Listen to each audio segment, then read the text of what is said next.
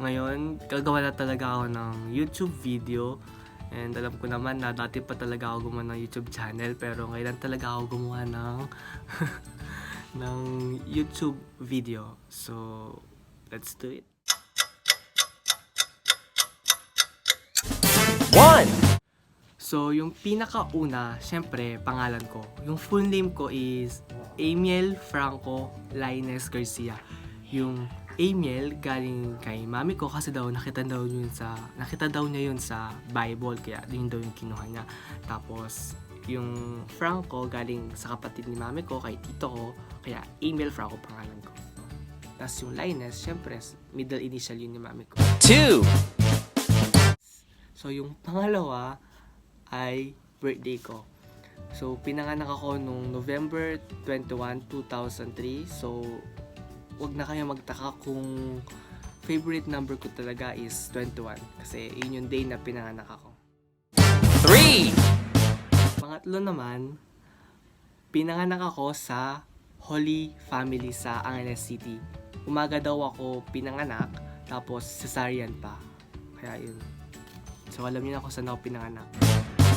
4. Tapos yung pang-apat, gusto kong maging doktor simula bata. As in talagang kinder pa lang ako, gusto ko talaga maging doktor. Tapos yung iba kong kinder na kaklase, alam din na gusto ko maging doktor. Kaya yun, hanggang ngayon gusto ko pa rin maging doktor. So yeah. Pero one time, bigla kong nagustuhan maging lawyer dahil kasi si ate ko sa Magalang, pinanood niya sa akin yung tawag doon, yung Korean drama na Remember, War of the Sun, about yun sa lawyer, sa mga lolo, ganyan-ganyan. Kaya yun na inspired ako. So parang habang pinapanood ko yun, gusto ko talaga maging lawyer habang pinapanood yun. Pero syempre, nung natapos ko na panoorin yun, wala, pinitawan ko na yung lawyer. Kumbaga, doctor talaga gusto ko. 5. Yung pang 5 naman, sobrang madaldal ako sa personal. Sobra. Kahit minsan may teacher, nagdadaldal pa rin ako. Tapos, malakas pa ako, tumawa, ganyan. Madaldal ako, lalo na pagka-close ko kayo, sobrang dadaldal talaga ako. Magkukwento ako na magkukwento, ganyan. Magpaprank ako na magpaprank, ganun. Madaldal talaga ako sa personal. Pero syempre pag sa mga ganito, sa mga YouTube video, ganyan, di ko alam kung paano ako magiging madaldal. Kaya di ko talaga alam gagawin ko. Pero 6. so, pang-anim naman ay yung school ko. Sa lahat ng pinasukan kong school sa buong buhay ko, pati yung school ko ngayon, meron akong total na 5 school. Yung pinakaunang school na pinasukan ko ay yung Magalang Christian Ecumenical School. So, bali Christian school siya. Pinapamemorize nila kami ng mga Bible verse, ganyan, kapag pag-exam. Doon ako nag-aral simula kinder hanggang grade 4. Pero sadly, nung grade 5 na ako, pati grade 6, bigla ako nag-transfer sa Children of Fatima School of Mabalacat Incorporated. So, nasayang yung loyalty award ko sa MSSI. Kaya dahil nag-transfer ako sa CFSI. Dahil nag-transfer ako sa Children of Fatima. So, sa Children of Fatima, doon ako nag-graduate ng grade 6. Pero thankful din ako dahil nag-graduate ako doon kasi marami akong nakilala ding kaibigan na hanggang ngayon naman somehow meron pa kaming contact, kaya mabuti na rin yun. Tapos yung pangatlo, nung high school na ako, bigla akong naisipan na mag-aral ng Chinese kasi si mami ko, inintroduce niya sa akin yung Chinese language. Sabi niya, what if itry ko daw mag-aral ng Chinese? Kaya yun, sabi ko, sige, mag-aral ako ng Chinese. So, nag-aral ako sa Bayanihan Institute sa Tarlac. Dun sa Bayanihan Institute sa Tarlac, dun nag-aral din yung mami ko, dun din nag-graduate mami ko ng high school, pati yung mga kapatid niya dun din nag-graduate, kaya dun din niya ako pinag-aral. Chinese school yun, so dun ako nag-start mag-aral ng Chinese, saka nag-grade 7. Pero nung nag-grade 8 ako, bigla akong nag-transfer sa Angeles Liplin from grade 8 hanggang 9. Nasa Angeles Liplin. Kumbaga, Chinese school din yun. Doon ko kinontinue yung 2 years ko na pag-aaral din ng Chinese. So, yung grade 8, grade 9, nandun ako. Siyempre, marami din ako nakilalang kaibigan. Hanggang ngayon, nag-usap ka pa kami. As in, nag-usap pa talaga kami. And then, nung grade 10 na ako, nung mag-moving up na ako, moving up, nag-transfer back ako ulit sa BI kung saan nag-aral mami ko. So, doon ko din kinontinue yung Chinese ko, siyempre. Tapos, doon din ako nag-graduate ng grade 10. Tapos, ngayong grade 11 na ako, siyempre, new school, grade 11, nag-aral ako sa Angeles City Science High School. Although, di pa nag-start yung class namin, sa October 5 pa, yun. Doon ako nag-enroll sa Science High School. Pero yung Angeles City Science High School, hindi siya Chinese school. So, hindi ka pwede mag-aral ng Chinese doon. So, yung ginawa ko, nag-enroll ako sa Angeles Liplin ulit ng Chinese class. So, bale, ngayon, dalawa yung school na pinapasukan ko. Angeles Liplin School, tsaka Angeles City Science High School. Isang Chinese school, tsaka isang Filipino school. 7. So, yung pang 7 naman, ay mahilig akong magbasa ng libro. Sobra. This quarantine, sobrang dami ko nang nabiling libro. And yung isa sa mga pinaka-paborito ko ay yung The Graveyard Book by Neil Gaiman. Ito siya.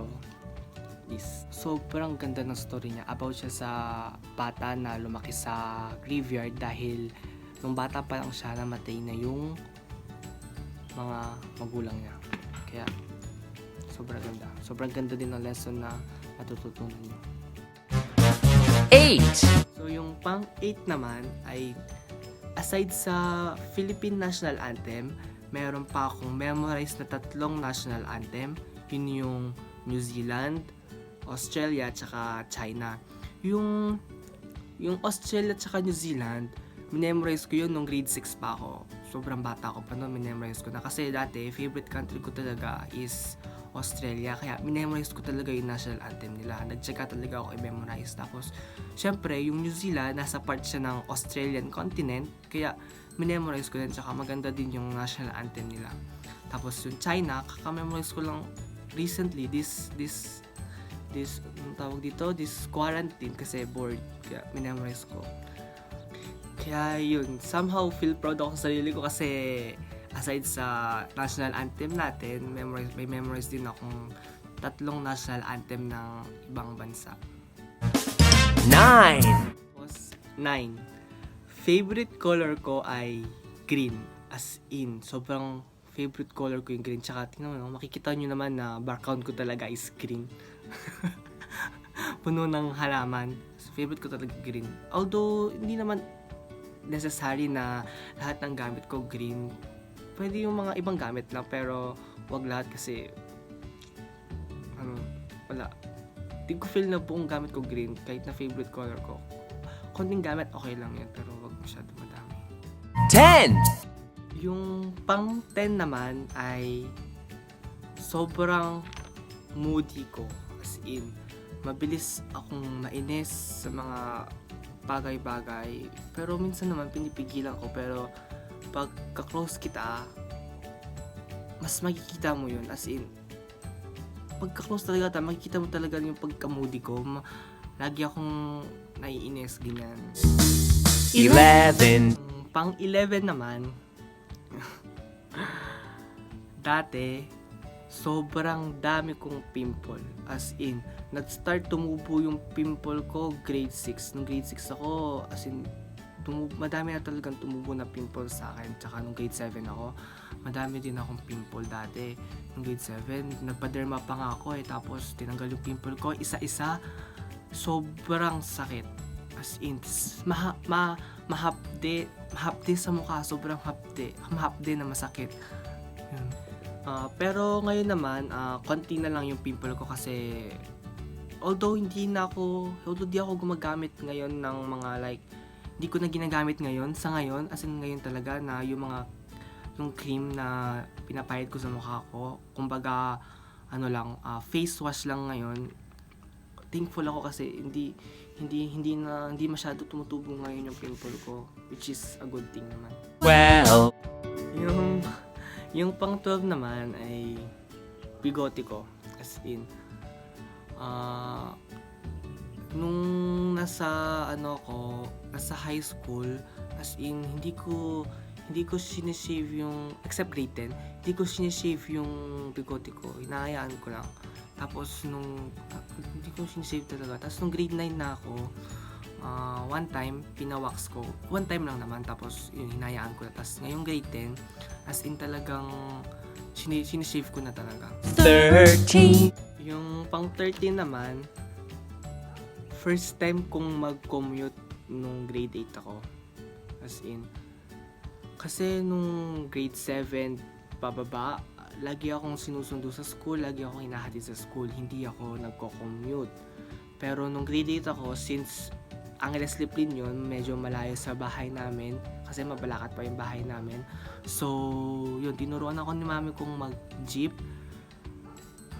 Nung first time ko, medyo nahirapan ako kasi kinakabahan ako, baka maligaw ako, ganun. Baka maligaw ako. Natatakot ako, kaya yun. Pero nasanay na rin ako na mag-jeep, kaya yun, natuto ako. 14. Yung pang 14 naman, second to the last, hanggang ngayon, hindi pa ako marunong magluto. As in, pag ulam pinag-uusapan, hindi talaga ako marunong magluto. Hindi talaga. Yung alam ko lang lutuin, mga noodle, ganyan, hotdog, itlog, yung mga basic lang, french fries, yung mga ganun. Hindi ako marunong magluto, hindi ko gustong nagluluto. 15. Yung pinaka-last ay yung anime na favorite na napanood ko. Although, hindi ko masasabi sa sarili ko na anime ako or yung sinasabi nilang otaku, ganyan. Hindi ko masasabi sa sarili ko na ganun. At least nanonood naman ako ng anime, siguro wala namang masama doon. So, yung isa sa mga pinaka-paborito ko ay yung Attack on Titan. Gusto ko talaga yun, lalo na yung mga opening gusto ko. Tapos, Fairy Tail, yun yung pinaka-nagustuhan ko yung pinaka-unang nagustuhan ko na anime na napanood ko. Tapos, pangatlo ay yung Sword Art Online. Ganda. Sword Art Online. So, that is it for my 15 facts about me. Please like, comment, share, subscribe, and click the notification bell for more updates and more upcoming videos. Thank you din kina Ara, Bella Garcia, at saka Sherry Cheng na tumulong sa akin para magawa tong video na to. So, thank you.